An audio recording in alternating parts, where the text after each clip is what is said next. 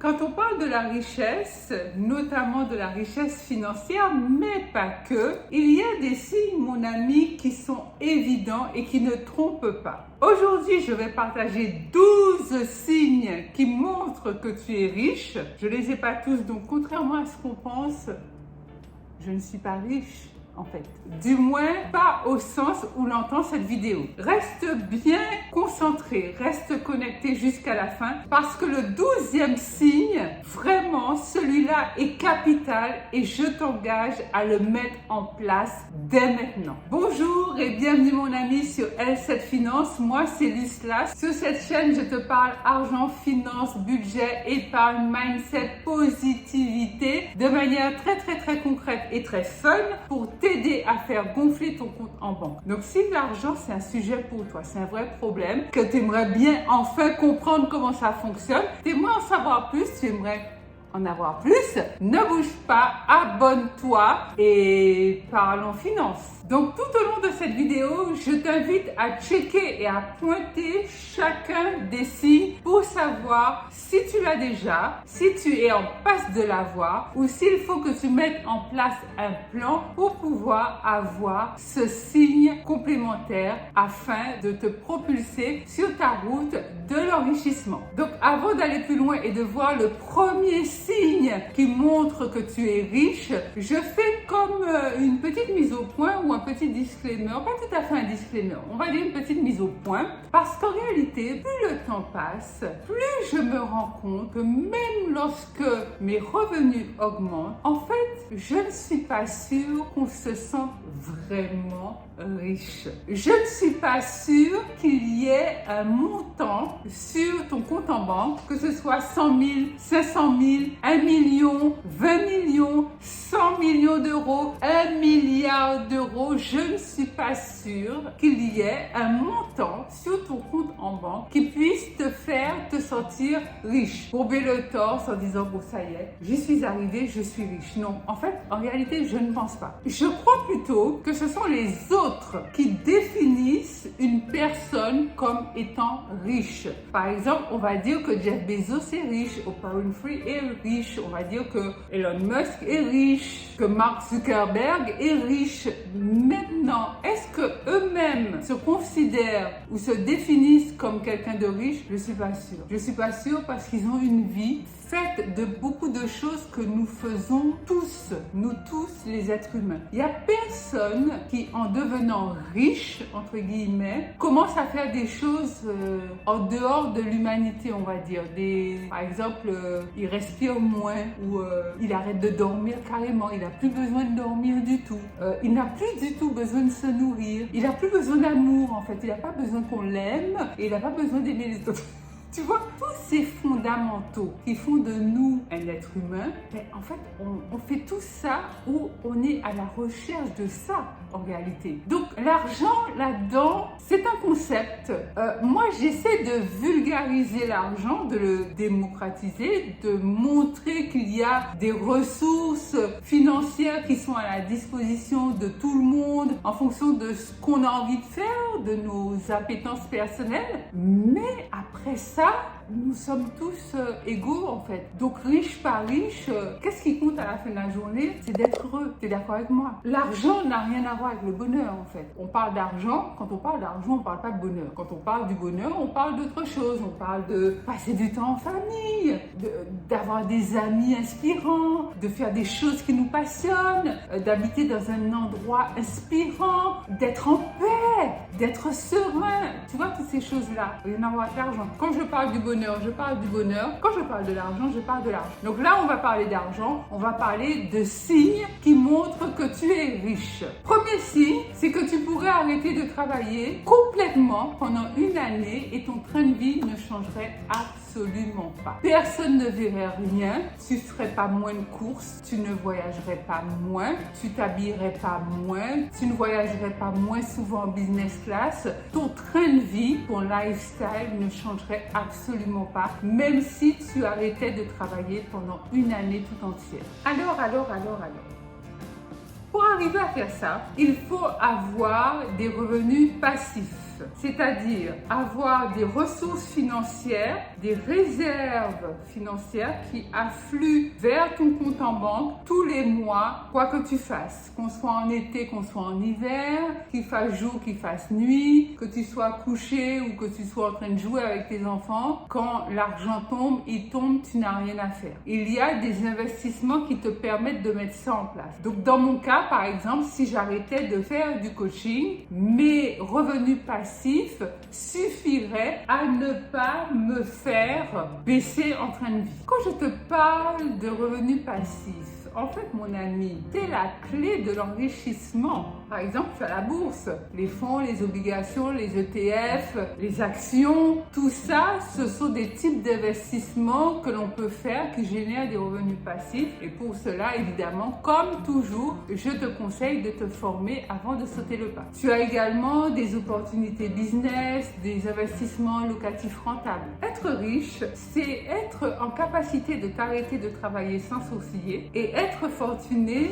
c'est être en capacité de t'arrêter de travailler définitivement. Alors, donc tu es où dans ces deux axes? Mais en réalité, tu sais, aucun riche ne ferait ça. D'ailleurs, tu n'as qu'à voir les plus grandes fortunes mondiales, ce sont des gens qui bossent. Tout simplement parce que arrêter de travailler, c'est un peu comme un non-sens, c'est un peu comme une aberration, si tu vois ce que je veux dire. Parce que l'idée, c'est de toujours continuer à faire fructifier ce que l'on a. Pas forcément pour soi, parce qu'arrive un moment, tu en profites déjà beaucoup, énormément. Tu es plus en mode je continue de faire fructifier mes actifs pour mes enfants, pour mes petits-enfants, pour mes arrière-petits-enfants, etc., etc. Pour ma part, le cliché du riche sur un transat au bord de la mer, sur une île tropicale avec une piña colada à la main, c'est un cliché, c'est un mythe, enfin ça n'existe pas. Et puis qui voudrait de ça? Au bout d'un moment, bon, tu t'ennuies quand même, il faut qu'on fasse quelque chose, il faut qu'on travaille. On a besoin de travailler, on a besoin de produire, on a besoin de faire travailler notre matière grise. Deuxième signe, c'est que tu es libre, mais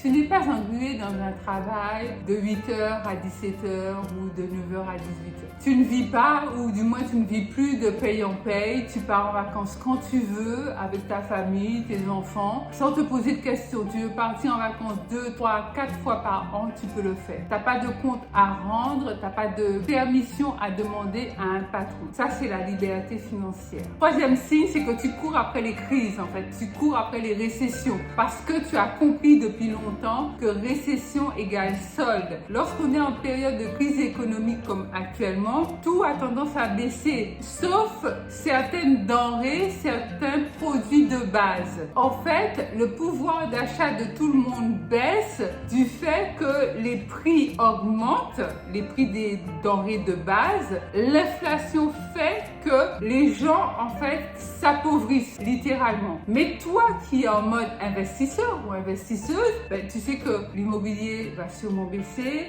le cours de la bourse, il y a des chances que ça baisse, c'est pas tout le temps vrai, mais ça peut arriver. Donc tu as des opportunités. D'ailleurs, en chinois, le mot crise veut dire opportunité. D'ailleurs, il faudrait que j'apprenne le mandarin. C'est une langue qui m'a toujours inspirée. Il faudrait que je mette ça sur ma to-do list parce que j'ai toujours voulu apprendre le mandarin et je pense qu'il y a des pépites dans cette langue. Quatrième signe, l'argent n'est pas ta seule motivation. Tu n'es pas riche si toutes tes valeurs, ta morale, ton intégrité, tout ce qui fait la base de ton éducation est balayé d'un seul coup juste par l'appât du gain, par le fait de faire plus d'argent. Généralement, les riches ne sont pas motivés par l'argent. Les riches sont motivés par le besoin d'aider la société, d'aider l'humanité ou d'aider leur entourage.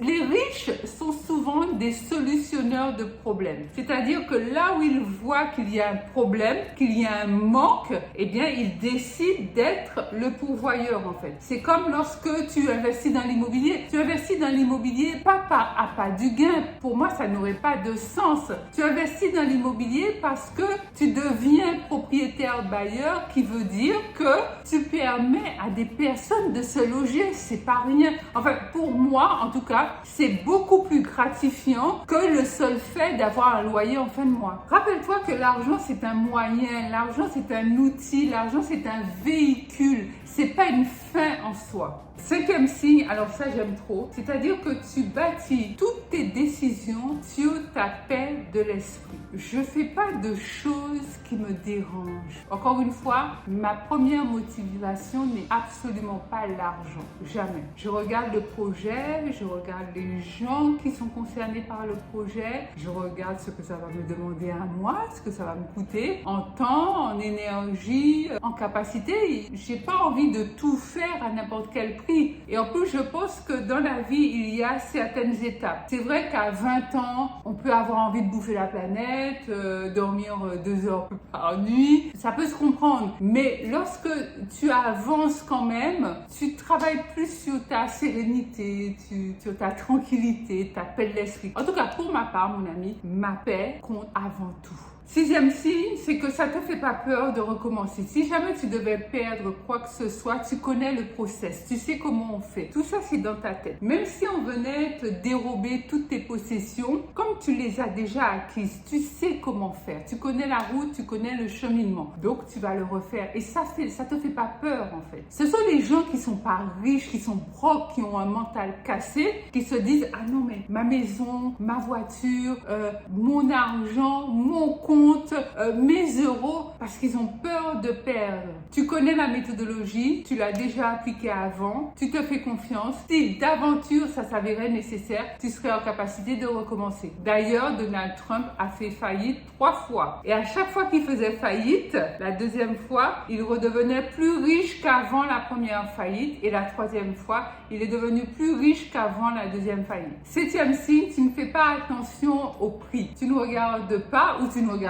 plus les étiquettes. D'ailleurs, lorsque tu vas au restaurant, tes yeux ne sont pas scotchés sur le prix du plat. Ce que tu regardes, c'est le plat que tu as envie de manger. En fait, qu'est-ce qui te ferait plaisir de déguster au moment où tu es au restaurant et pas le prix de ce que tu as envie de manger, si tu vois ce que je veux dire. Huitième signe, tu ne montres pas ta richesse. Tu n'as pas des signes extérieurs de richesse outrancier. Tu n'as pas l'œil m'as-tu vu, tu n'es pas dans le show-off, tu n'es pas dans le bling bling à outrance, regardez-moi comme je suis riche. Non, pas du tout. Il n'y a pas d'extravagance dans ta richesse. Les signes extérieurs de richesse ne te contrôlent pas. Parce qu'en réalité, mon ami, ce qui compte, c'est d'être riche. C'est pas d'avoir l'apparence de quelqu'un qui est riche. C'est-à-dire que on te dit, il vaut mieux avoir un sac à main à 100 euros avec 2000 euros à l'intérieur plutôt qu'un sac à main à 2000 euros avec 100 euros à l'intérieur. Neuvième signe qui montre que tu es riche, c'est que tu te dis pas, oh mon Dieu, si je gagne encore plus d'argent, ben je paierai encore plus d'impôts. Non, c'est pas possible. En fait, les riches ne fonctionnent pas comme ça. Ils s'en fichent parce qu'ils savent très bien que plus ils gagnent de l'argent, plus ils paieront d'impôts et que en plus, cerise sur le gâteau, il y a des moyens fiscaux,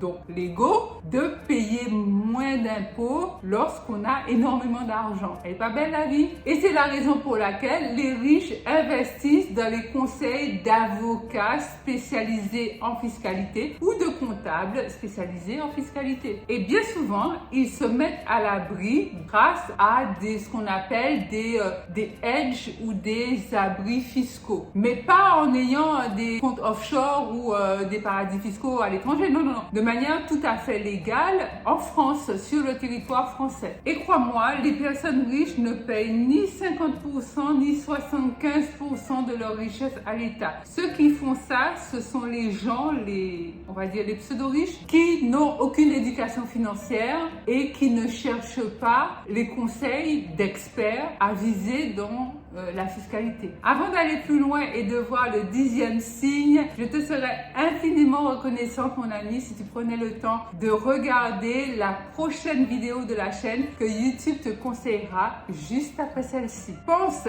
à t'abonner et à liker cette vidéo. 10e signe qui montre que tu es riche, tu ne penses absolument pas que 1 million d'euros c'est beaucoup d'argent. Non, parce que tu sais très bien que de nos jours, 1 million d'euros, ce n'est pas tant que ça. Par exemple, si tu places ton million dans un fonds d'investissement qui te rapporte 6% par an, ça te rapportera 5 000 euros par mois. Bon, 5 000 euros, c'est pas si mal, mais c'est pas ouf de chez ouf. Ça va pas te permettre d'avoir un train train de vie de personnes riches, 5 000 euros. On va dire qu'avec 5 000 euros, tu vivras bien et tu payeras tes factures. 11e signe, les personnes riches ont un coach. Et ça, c'est la clé. Alors, petit bémol, il faut juste faire super gaffe aux personnes qui s'autoproclament coach sans en être réellement accrédité et vérifier que le coach que tu envisages ou que tu as sélectionné a juste déjà fait le parcours que tu veux faire avant toi et qu'il a réussi. Parce que sinon, comment va-t-il t'aider à avoir du succès dans le domaine qui t'intéresse? Fais attention à qui tu suis et à qui tu écoutes.